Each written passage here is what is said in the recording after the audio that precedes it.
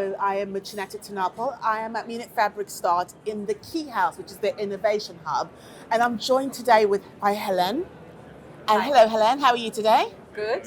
Could you let our audience know what it is that you do, what company you work for, and so forth? Sure. So my name is Helene Smits. I'm the Chief Sustainability Officer at a company called Recover. It's originally a Spanish company, and what we do is we recycle textiles. Okay. So we mechanically recycle textiles. It's good to name the technology. And we create recycled fibers that can be used, again, to make garments, apparel, all kinds of different textile products.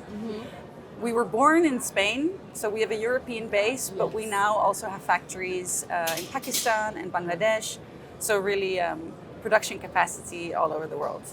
The recycling of textile waste is growing. It's Yes. really big right now. How have you found the industry's response to the technology that you're bringing to the table? Well, it's interesting because this technology has been around for quite a while. It's not a new technology.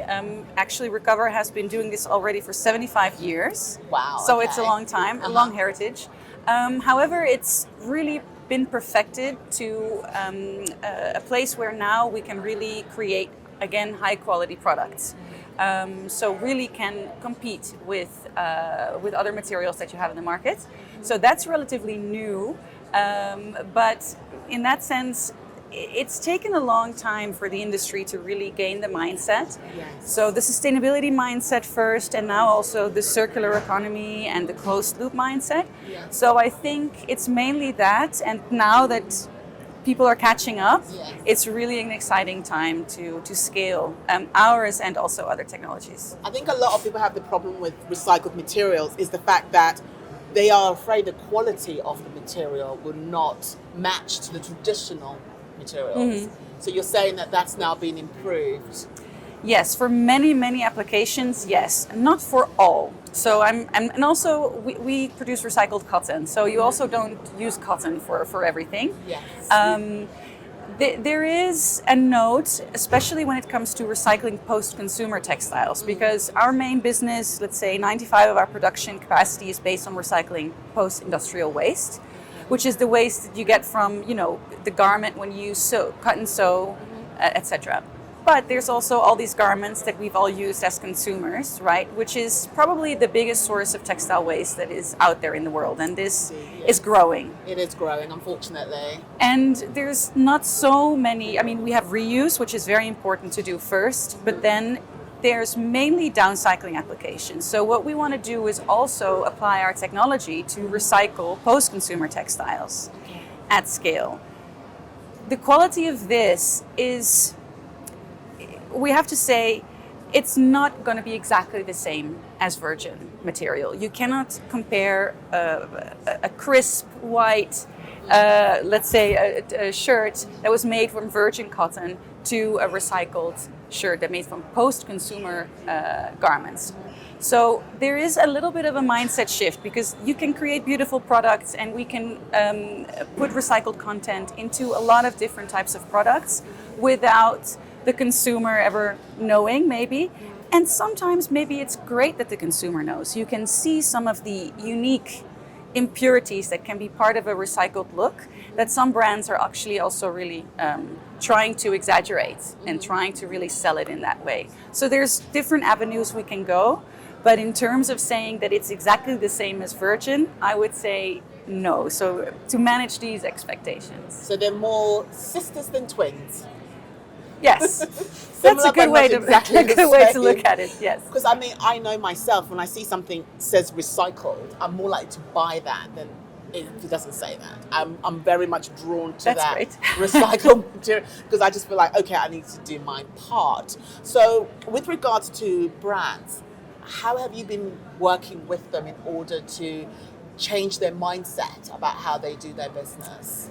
We have several brand partners that we work closely with to ensure also throughout their entire supply chain that the fiber that we produce is being made into yarns, into fabrics, into garments in the best way possible, because there is also an art and a science to that. And we also support our brands in the communication towards the consumer. We have performed LCA studies, third-party verified data, so that we really have also the tools and the data that brands can really communicate to their consumer with regards to what does it mean to buy a recycled product? What does it mean in terms of impact savings? Because, that's a lot of consumers are not aware of that yet. I think recycled polyester is something that's become quite mainstream.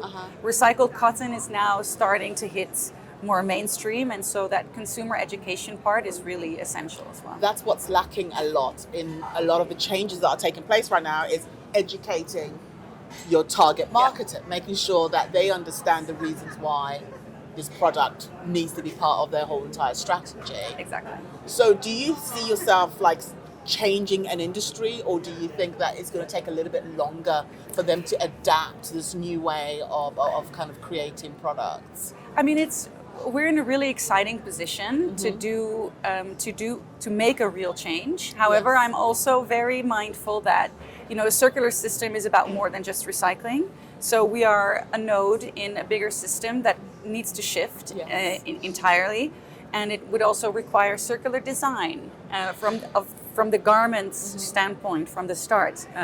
It also needs business models like resale models or rental models to really use the items that are out there in a better way.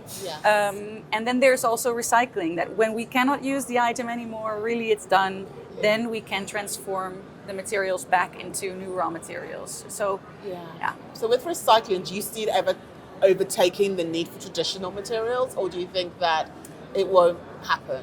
The chances are very unlikely. Well, there's some regulation coming our way in Europe that is going to drive, hopefully, some of these changes with setting mandatory targets for recycled content. I have to say that with mechanically recycled cotton that we do, you cannot have a product that is 100% recycled. So we always need some other materials to blend with. It could be recycled polyester, but it could also be virgin cotton.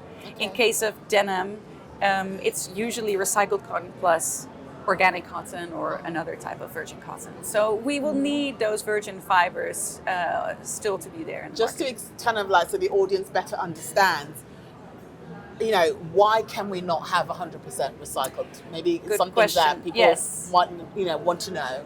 There are some products that are 100% mechanically recycled, I have to be honest, but they use a different material to recycle. So if you really recycle textiles, like fabrics, like we do, you can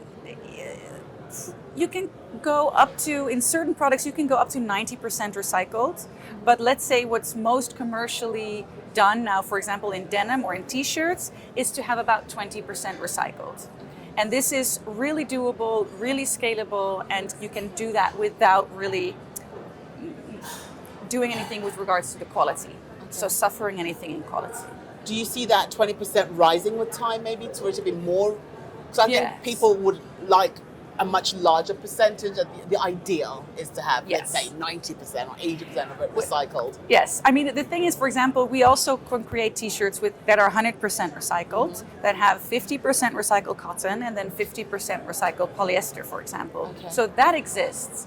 It's just that it's a blend. So when you really look at, the 100% cotton materials and thin fabrics, there is a limitation how much you can go. But if you have like a knitted sweater or a knitted blanket or something like that, you can go up to 90, 100%. What would I have to give up? What kind of thing would I have to give up to 100% dress? Is it the feel of the material? Is it? Actually, not that, because now also that we can do other spinning technologies for recycled, then also the hand feel has really improved in the last few years, where it used to be maybe a little bit dry, a little bit heavy. Now that can really, I would dare anybody to say which one is recycled and which one isn't. I mean, wish we could do that as a test, and have me close my eyes and feel. I probably won't be able to tell. But that's kind of good to hear, because I know that with time, it's improving, right? Yes. So you're not static. It's like expect it to even get better than what you have today. Definitely our aim. Yes. See, I like that idea. But lastly, what would you like the audience to take away about your company? What's the key message? About our company. Because that's the thing, we are quite far down into the supply chain. People usually don't know the brands that make the fibers. So I think the main the main message would be understanding the material that your garment is made from. Yes. And taking that into consideration also when you purchase garments, and also take into consideration how you dispose of your garment. Yes. So this is really a consumer message, because all those textiles that we discard, they need to have either a second life or a third or a fourth, or to be recycled. So be mindful of that when you buy and when you dispose. And last question, I kind of foresee a future where the textiles that you're producing will seep into lifestyle products. I mean, like the sofa we're sitting on, is this something that is possible or It's already happening? Already happening. Actually, upholstery and home textiles are a perfect market for recycled content. Oh, okay.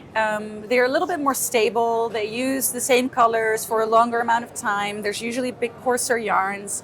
And if you can see here, like the melange effect, this is maybe created on purpose with virgin material, but this would be already the effect that you would get with recycled that would be like material. natural characteristic yes. of it.